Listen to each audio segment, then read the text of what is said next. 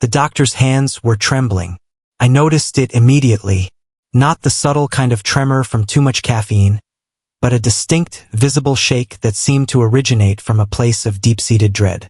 Her fingers, usually so steady and precise, fumbled slightly as they scrolled through my test results on the glossy screen of her computer. The sterile, quiet hum of the clinic room felt suddenly oppressive, amplifying the silence between us. She looked at me, her eyes darting back to the screen, then settling on my face again with an intensity that made my stomach clench. Her complexion, normally a healthy rose, had drained to a parchment-like pallor. For a heart-stopping moment, my mind leaped to the darkest conclusion. Cancer. A terminal diagnosis. I had been mentally preparing myself for bad news for months, steeling myself for a battle I feared was coming. I was ready for that, or so I thought. What I wasn't ready for was the surreal, chilling sequence of events that actually unfolded next. Dr. Walsh, a woman in her late 50s known for her unflappable calm, stood up so abruptly her ergonomic chair wheeled back and bumped softly against the cabinet. "Aya," she said, her voice tighter than usual. "I need you to come with me. Now." She didn't lead me to another exam room. Instead, we walked down a short, hushed corridor lined with framed medical degrees to her private office. A small space cluttered with journals, family photos, and a thriving peace lily. The normality of it all felt grotesquely out of place. Without a word, she closed the heavy wooden door behind us. The click of the lock was deafening. Then, with deliberate movements, she pulled the cord on the vertical blinds, shutting out the gray Portland afternoon and the view of the parking lot. The room was plunged into a dim, artificial twilight, lit only by her desk lamp. When she finally turned to face me, the expression on her face was one I knew, in that instant, I would carry to my grave. Have you ever wondered how well you truly know the person sleeping next to you? We share our homes, our secrets, and our lives with them, trusting completely. But what if that trust was the very weapon being used against you? What if the person who vowed to care for you was instead meticulously planning your end? This is not just a story. It's a chilling reminder that sometimes, the most dangerous threat isn't a stranger lurking in the shadows. It's the one who shares your bed, your meals, and your most intimate moments. Sit back and listen closely, because the line between love and lethal obsession can be terrifyingly thin. It wasn't professional concern. It wasn't sympathetic sadness. It was raw, unadulterated fear. A doctor, afraid. She gestured for me to sit in the worn leather chair opposite her desk, but she remained standing, as if too agitated to settle. She leaned forward, her hands gripping the edge of the desk, her knuckles white.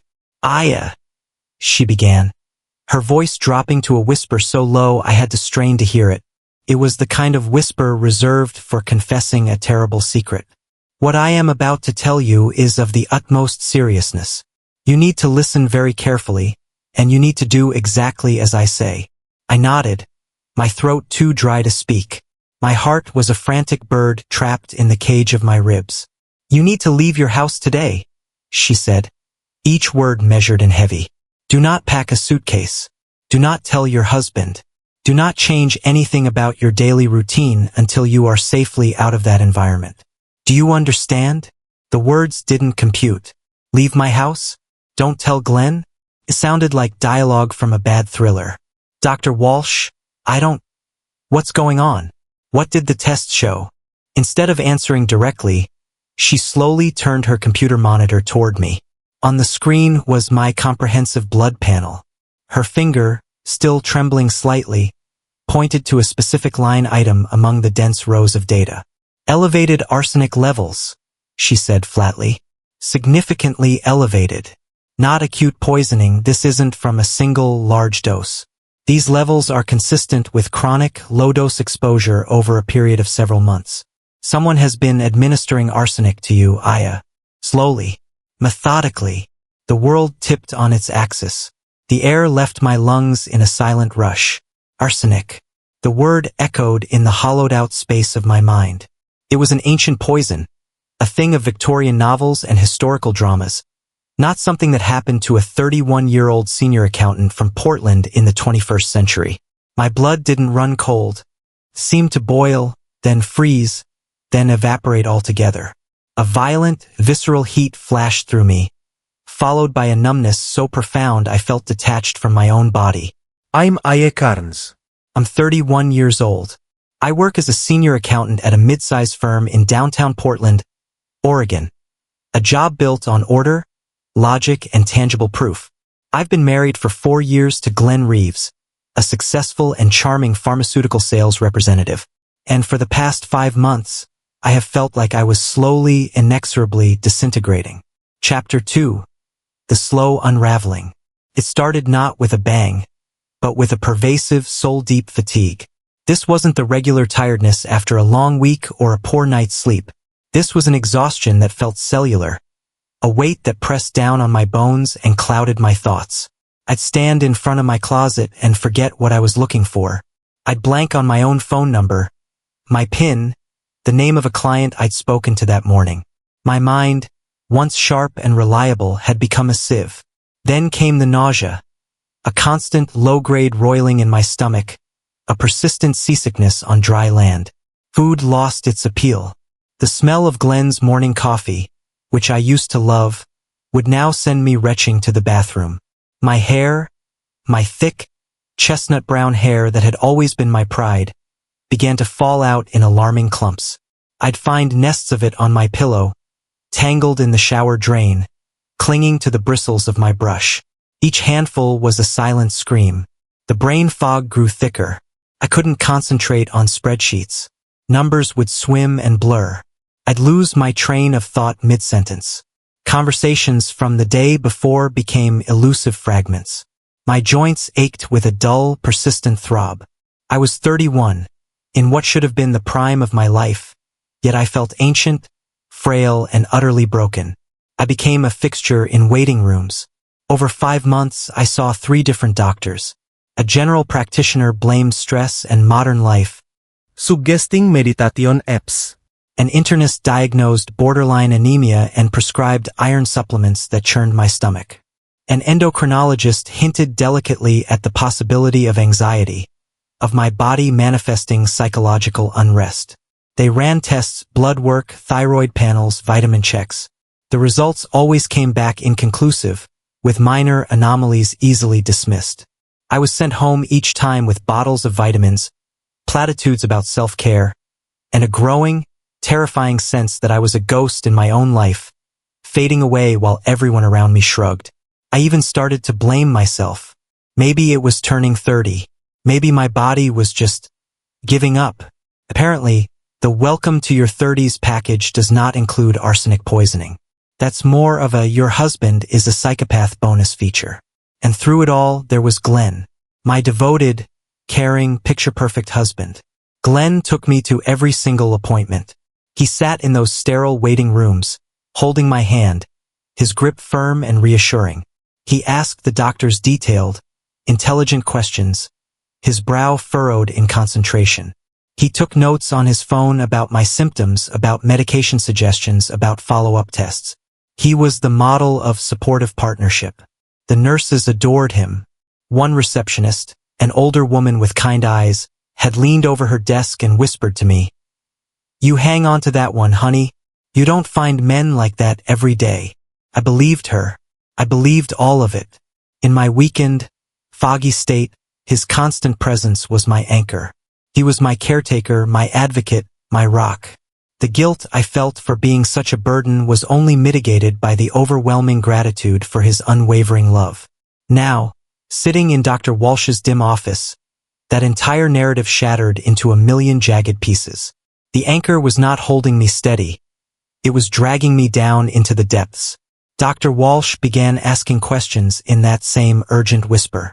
"Who prepares most of your meals? Is there anyone, anyone at all, who might want to harm you?" And then, it hit me. The realization didn't dawn.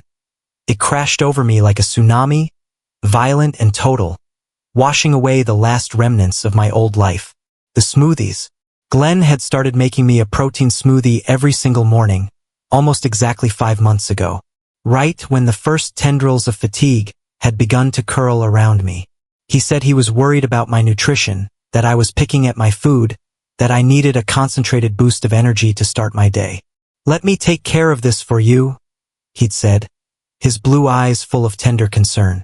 He'd blend spinach, kale, protein powder, some weird-tasting superfood supplements he got through his work, and almond milk.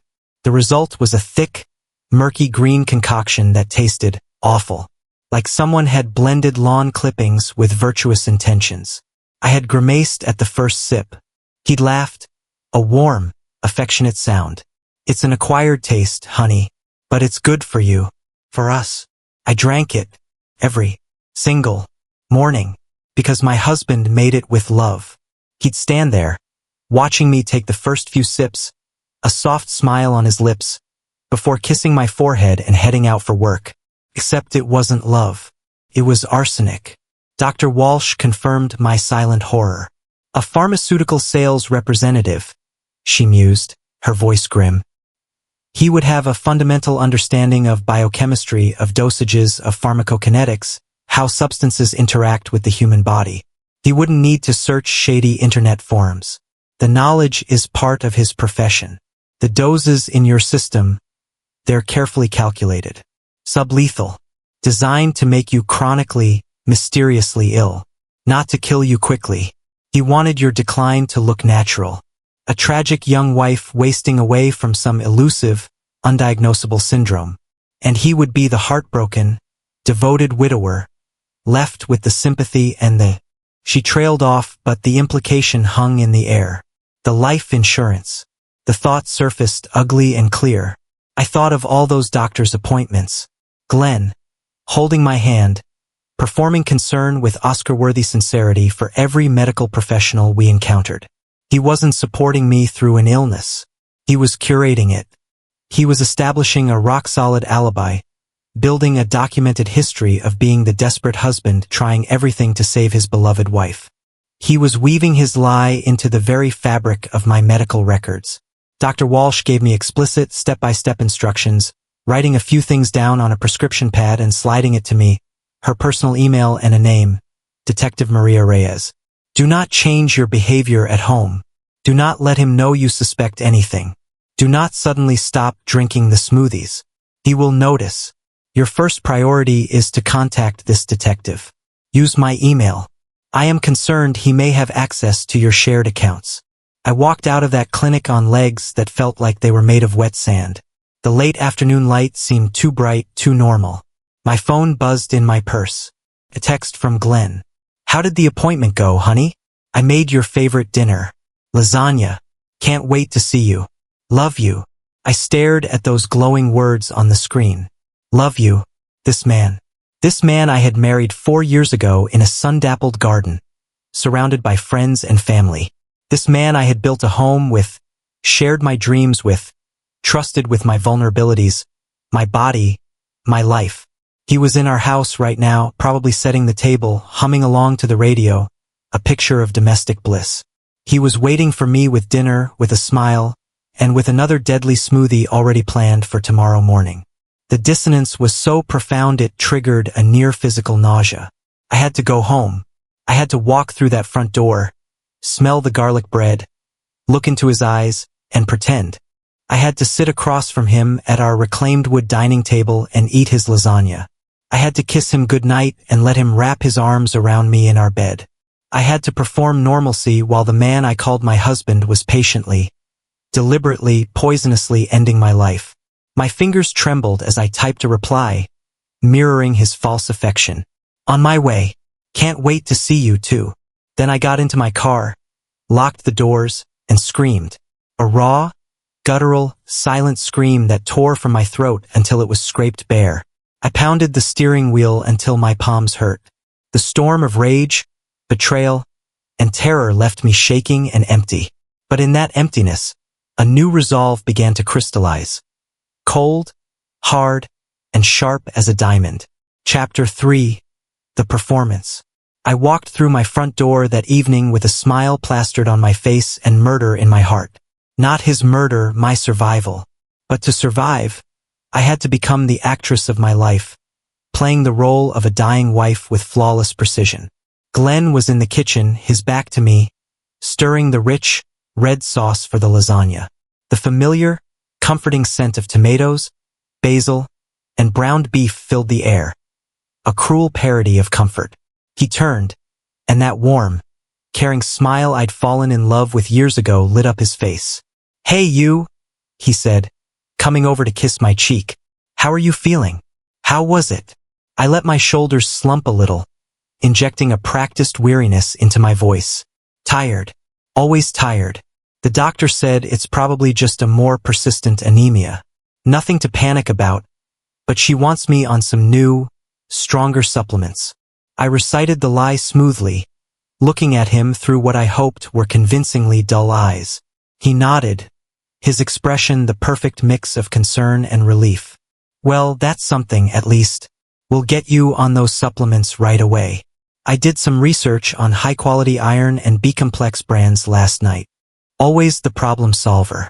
Always so devoted." The bile rose in my throat. I swallowed it down with a smile. "Thank you, Glenn. I don't know what I'd do without you." "You'll never have to find out," he said, brushing a strand of hair that was falling out because of him, from my face. The first logistical challenge was the smoothie. I couldn't just stop. His morning ritual was sacrosanct, and he always watched me take those first crucial sips. A sudden refusal would be a blaring alarm. So 2 days later I crafted a story. "Sweetheart," I said over breakfast, pushing my oatmeal around my bowl. "The new supplements," the doctor was very specific. "They can't be taken within 2 hours of any protein or dairy. It interferes with absorption. So I need to wait a while after the smoothie." He looked momentarily disappointed, then thoughtful. "Of course, your health comes first. We'll adapt." And just like that, the routine changed. Now he would blend the vile green mixture, pour it into a glass, leave it in the fridge with a sweet little note, "For my warrior," and escape routes while he tiptoed around, bringing me glasses of water and fluffing my pillows. "Just rest, my love," he'd murmur.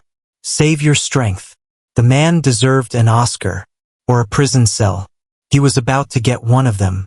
As the days passed under this grotesque charade, I started digging. The fog in my mind was clearing, replaced by a hyper-focused, icy clarity. My profession was my weapon now. I knew numbers. I knew patterns. I knew how to follow a paper trail until it bled truth. I had given Glenn control of our joint finances about 2 years into our marriage. He had suggested it so gently, so logically. "You work such long, stressful hours, Aya. You're carrying the mental load of the house, your job. Let me take this off your plate. You deserve to come home and relax, not worry about bills and spreadsheets." I had seen it as an act of love, a sharing of burdens. It was, in reality, the first strategic move in a campaign of control. One evening, while Glenn was at a late client dinner, I slipped into our home office. My heart hammered against my ribs, but my hands were steady as I opened the filing cabinet. It took me less than 20 minutes to find what I had been blind to for years. There, nestled between our mortgage documents and car insurance papers, was a life insurance policy. On me, the face value, $750,000. Glenn Reeves was listed as the sole, irrevocable beneficiary. The date of issue stole my breath. It was taken out 10 months ago. 4 months before my first symptom, before the first morning smoothie. This wasn't a crime of passion or a sudden, desperate act. This was a cold, calculated blueprint developed over nearly a year. He had been planning my murder before I even felt unwell. The folder shook in my hands. I took photos with my phone, the flash illuminating the damning numbers in the quiet room. I kept digging, accessing our bank accounts with the skills of my trade. I found a series of small, regular transfers to a savings account I didn't recognize, under the name GR Holdings. Over 8 months, nearly $40,000 had been funneled into it, cleverly categorized in our budget as professional development, business expenses, and tax buffer. To the average eye, it might have looked like prudent savings. but I had audited corporations that tried harder to hide malfeasance. Glenn's amateur hour scheme was like an elephant trying to hide behind a lamppost. Then I followed him. He claimed he was meeting a difficult client for a dinner to smooth things over. But there was a subtle, unfamiliar eagerness in his voice when he told me. A gleam in his eye that had nothing to do with work. 10 minutes after his taillights disappeared, I was in my car, following at a cautious distance. He drove to an intimate, upscale Italian restaurant in the Pearl District, a place we'd never been to together. Through the rain-spotted window, I saw him. He was seated at a corner booth with a woman. She was younger than me, perhaps in her late 20s, with sleek dark hair and an elegant silk blouse. Expensive-looking jewelry glittered at her ears and wrists, nothing Glenn had ever bought for me. Their body language screamed intimacy. She touched his arm frequently as she spoke. He leaned in close, whispering things that made her lips curve into a smile. My stomach churned with a sickening mix of betrayal and a strange, detached curiosity. This was clearly his mistress, the future he was poisoning me for. But as I watched, something else struck me. The woman, I would later learn her name was Simone Halford, didn't look blissful. Even when she smiled, there was a tautness in her shoulders, a watchfulness in her eyes. She checked her phone repeatedly, her gestures anxious, distracted. Glenn was pouring on the charm, but she seemed burdened. It was a detail that didn't fit the simple narrative of a man killing his wife for his lover. I filed it away, felt important. Another piece of the puzzle clicked into place around this time. Glenn's mother, Renata. She had never liked me. At our wedding rehearsal dinner, I'd overheard her tell Glenn's and I was not quite the match we'd hoped for her brilliant son. For 3 years, she maintained a polite, frosty distance. Now suddenly she was a constant, cloying presence. She came over almost daily with containers of homemade chicken soup, sitting with me for hours, holding my hand, her eyes moist with a newfound, suffocating sympathy. It made no sense until I overheard Glenn on the phone with her one night. "Thanks for checking on her today, Mom. It means the world. I worry so much when I'm at work and she's alone." His voice was thick with manufactured emotion. He had recruited his own mother, Renata, ridden with guilt over her past coldness and seeing a chance for redemption through my illness, had become an unwitting part of his surveillance system. She was his eyes and ears when he couldn't be home, her reports confirming my continued decline. The cruelty of it took my breath away. He was weaponizing familial guilt. I had pieces now.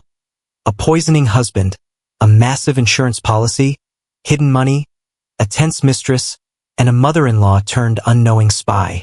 But the picture still felt incomplete. Why was Simone so anxious? What was Glenn not telling her? There was a layer here I hadn't penetrated. Through Dr. Walsh's secure email, I made contact with Detective Maria Reyes. She specialized in domestic violence and complex felony cases, and her no-nonsense demeanor was a lifeline. We met at a bustling, anonymous coffee shop far from our usual neighborhoods. She believed me without hesitation, which felt like the first pure oxygen I'd breathed in months. "We need a chain of evidence," she explained calmly. "Proof of the poison, proof of administration, proof of motive, and ideally something that ties him directly to the intent. Oregon is a one-party consent state. You can record conversations you are a part of." My first task was to get a sample of the poison itself. With my old friend Nene's help, she had re-entered my life, sensing trouble, and became my only confidant. I obtained a small, sterile container. One morning, instead of dumping the entire smoothie, I carefully poured a sample into it. Nene smuggled it out and sent it to a private lab Reyes recommended. The results came back in a week. Arsenic trioxide. The levels matched the chronic exposure pattern in my blood work. Now we had the what, the how, and who were next. Detective Reyes had already discreetly checked Glenn's pharmaceutical company. No arsenic orders there. So where was he sourcing it? Simone Halford. A quick LinkedIn search revealed she worked at Pacific Northwest Industrial Supply, a company that distributed industrial chemicals, including arsenic compounds used in wood preservation and glass manufacturing. Simone worked in accounts receivable, not on the warehouse floor. She wouldn't have direct access, but she had something just as valuable: system access. I made a decision, one that Detective Reyes advised against but I felt was necessary. I needed to look Simone in the eye. I found her during her lunch break at a downtown cafe. When I slid into the seat opposite her, her face hardened into a mask of defensive hostility. "You're the wife," she spat. "I have nothing to say to you." I didn't speak. I simply slid a copy of my lab results across the table. She glanced at it, her lips twisting into a sneer. "Glenn said you'd try this. That you're manipulative, unstable, that you can't accept that he's happy." I then slid the photocopy of the life insurance policy. $750,000, I said quietly. Sole beneficiary. Taken out before I ever got sick. She hesitated, a flicker of doubt in her eyes before she recovered. "He's responsible. He's planning for the future. He loves you. He talks about how worried he is all the time." She was parroting a script. Glenn had prepared her for this exact scenario. I needed to bypass his programming. So I asked a simple, devastating question. "Did Glenn ask you to get a life insurance policy too, Simone?" "About $500,000. All the color drained from her face. She looked like she'd been slapped. How did you know that?"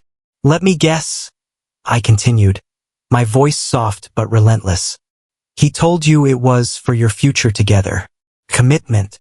Something to protect you both when you could finally be a real couple." Made it sound romantic. Her silence was louder than any confession. The carefully constructed walls of denial began to crack. I leaned forward. "Simone, I am not the bitter wife trying to cling to a bad marriage. I am Glenn's current project, and you are his next one. You're not the endgame. You're the next payout." The transformation was immediate and total. The hostility melted away, replaced by a dawning, horrified comprehension. Her bravado crumbled, and for the first time, I saw the young, manipulated woman underneath. He said his marriage was a mistake, that you were cold, that he felt trapped," she whispered, tears welling. "We met 14 months ago. He was so perfect." She told me everything. The whirlwind romance, the promises of a future. 8 months ago, he'd convinced her to take out a $500,000 policy. "For our security," he'd said. She'd signed, feeling loved and protected. Then, the small favor. About 6 months ago, Glenn mentioned needing some specialty chemicals for a work project, claiming his company's supplier was overpriced. Knowing she worked at an industrial supplier, could she let him use her employee login to place an order at a better rate? She'd given him her credentials without a second thought. She never checked what he ordered. She never saw a physical product. The orders were shipped to a P.O. box. The puzzle was complete. Glenn used Simone's access to order the arsenic. If the purchase was ever traced, the digital trail would lead directly to her login, her account. She was his perfect scapegoat. And once I was dead and he'd collected $750,000, Simone, the grieving, unstable mistress who had obviously poisoned his wife out of jealousy, would have a tragic accident. Another payout. A cool $1.25 million in total. Simone began to shake, silent sobs racking her shoulders. "I thought he loved me," she choked out. "I've been waiting for over a year." "I know," I said, a strange, cold solidarity forming between us. "That's what he does. He makes you feel like the center of his universe while he plans your funeral." She looked at me, her eyes wide with terror and clarity. "What do? "We take him down," I said. "Together." Simone became our most valuable asset inside Glenn's world. With Detective Reyes coordinating, she continued her relationship with him, but now every dinner, every phone call, every text was evidence.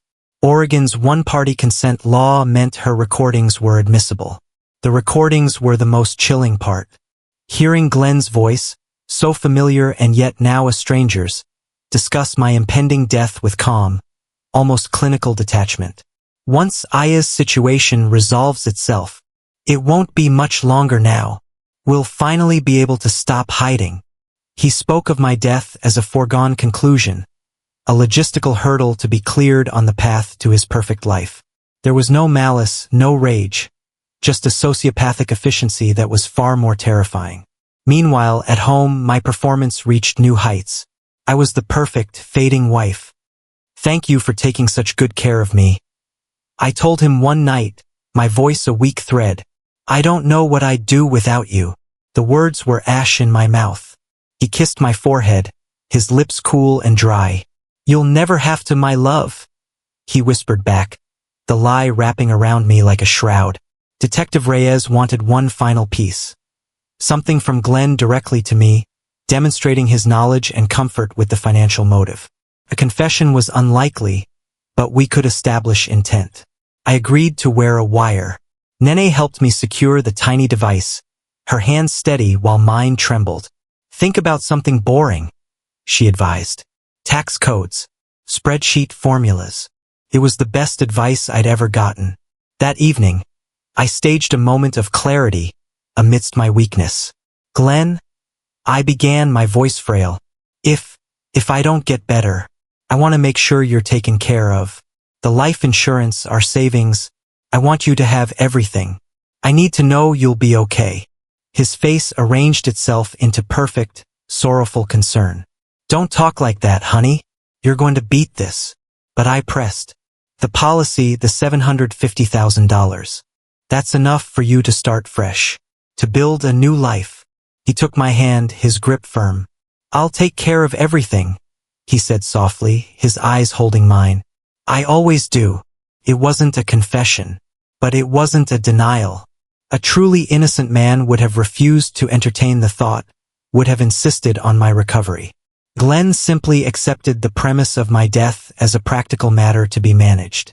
Later that night, thinking I was asleep, he called Simone from the hallway. The wire caught his low, eager voice. She's getting worse. Probably a few more weeks at most. Then we're finally free. The relief, the excitement in his tone, was the final nail in the coffin of my old feelings. Any last, lingering fragment of love or nostalgia evaporated, leaving behind only a crystalline resolve. The arrest warrant was signed. It would happen the next morning. I had to survive one more night. The morning of the arrest dawned gray and drizzly, a typical Portland day. I moved through my usual routine like an automaton. Glenn came downstairs, fresh from his shower, smelling of sandalwood soap and his favorite cologne. He kissed me goodbye, his lips a brief, dry pressure on my cheek. Rest today, honey. I'll bring home something nice for dinner. Have a good day, I murmured, forcing a faint smile. 20 minutes after he left, the doorbell rang. I opened it to find Detective Reyes and two uniformed officers standing on my porch. They didn't need to come in. Moments later, Glenn's car pulled back into the driveway, an unmarked police car behind him.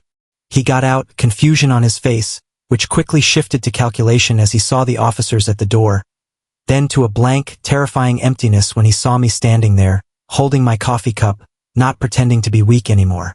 Glenn Reeves, Detective Reyes announced, her voice clear and authoritative in the quiet street. You are under arrest for the attempted first-degree murder of Aya Carnes-Reeves and for insurance fraud. You have the right to remain silent. He looked at me as they handcuffed him. For a fleeting second, our eyes met. I saw no love, no hate, no remorse. I saw the look of a chess player who has just realized his opponent has seen 3 moves ahead. It was pure, cold assessment. Then the mask of the wronged, concerned husband slid back into place. This is a terrible mistake, he said calmly to the detective, his voice dripping with reason. My wife has been very ill. She's confused. Her mind, it's not what it used to be. Still performing. To the very end. Detective Reyes was unmoved. We have laboratory analysis of the poison you administered, financial records, witness testimony, and recorded conversations. You can save the performance for your attorney. Something in his eyes flickered and died. I want my lawyer, he stated. They led him to the car. He didn't look back. I stood at the window, watching the vehicle carrying my husband away until it disappeared around the corner. I expected to feel a surge of victory, of vindication. Instead, I felt a profound, weary emptiness. And beneath that, the first fragile buds of freedom. At the station, Glenn immediately activated his backup plan. Blame Simone. He claimed she was obsessed with him, that she must have poisoned me to eliminate the obstacle to their relationship. It was a clever, plausible story. If he hadn't been so arrogantly confident, it might have worked. But he didn't know Simone had been working with us for weeks. He didn't know about the security footage Detective Reyes had obtained from the postal facility, clearly showing him picking up packages from the P.O. box linked to the arsenic orders. He didn't know about the recordings of his own voice. When Detective Reyes played a selected clip for him, his own eager whisper about being finally free, the last vestiges of his composure crumbled. The reality of his defeat settled in his features. The evidence was an immovable mountain. The poison smoothie sample, the financial records, the insurance policies, Simone's testimony and account records, the P.O. box footage, the damning recordings, and his own internet search history on our home computer, which included queries like chronic arsenic symptoms timeline and undetectable poisons. Faced with an unwinnable trial, Glenn eventually accepted a plea deal. 15 years in state prison with eligibility for parole after 10. His pharmaceutical license was revoked permanently. All his assets were tied up in the ensuing civil suit. Simone, recognized by the district attorney as a manipulated pawn who had helped bring down the true perpetrator, received probation and mandatory counseling. She left Portland, seeking anonymity elsewhere. We are not friends. Ours is a bond forged in shared trauma, a silent understanding that needs no maintenance.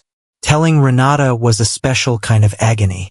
The devastation in her voice when she realized she had been used as a tool in her own son's murder plot was heartbreaking. I brought you soup, she kept whispering, before the line went dead. We haven't spoken since. Some silences speak volumes. My physical recovery took about 3 months. The arsenic left my system. My hair grew back, thicker and with a rebellious wave it never had before. The brain fog lifted completely, and the sharp, analytical mind I had missed so dearly returned, wiser and more vigilant. I filed for divorce immediately, sold the house. Every corner of it was a stage for his lie. I moved to Seattle, a new city with a sky that felt wider. I took a new accounting job. I found a small apartment with large windows that flood the rooms with light. Every morning I make my own breakfast. Eggs, toast, fresh fruit from the market. Simple, nourishing, and mine. The act of preparing my own food, of trusting what enters my body, is a daily, quiet reclaiming of my autonomy. Nene visits often. We have a standing dinner date every Thursday. She never said, "I told you so," though she had every right. That's what real friendship is. Glenn writes to me from prison sometimes. I recognize his neat handwriting on the envelopes. I have never opened a single letter. That chapter is closed, sealed, and stored away. Some stories are not worth rereading. I used to torment myself with questions. Did I miss the signs? Was I a fool? I've made peace with that. Glenn was a skilled predator. I was not a fool. I was his chosen target, and he was professionally adept at camouflage. My only error was mistaking control for care, isolation for intimacy. I survived because I am stubborn, because my father taught me that documentation is protection, and because, ultimately, Glenn underestimated me. He saw the fading wife, the compliant victim. He didn't see the senior accountant who could audit his life and find every hidden decimal point of his crime. These days, my life is quiet. It is peaceful. It is mine. The future is an open spreadsheet, blank and full of potential, and I am in no rush to fill it with anything but the simple, profound peace of my own safety.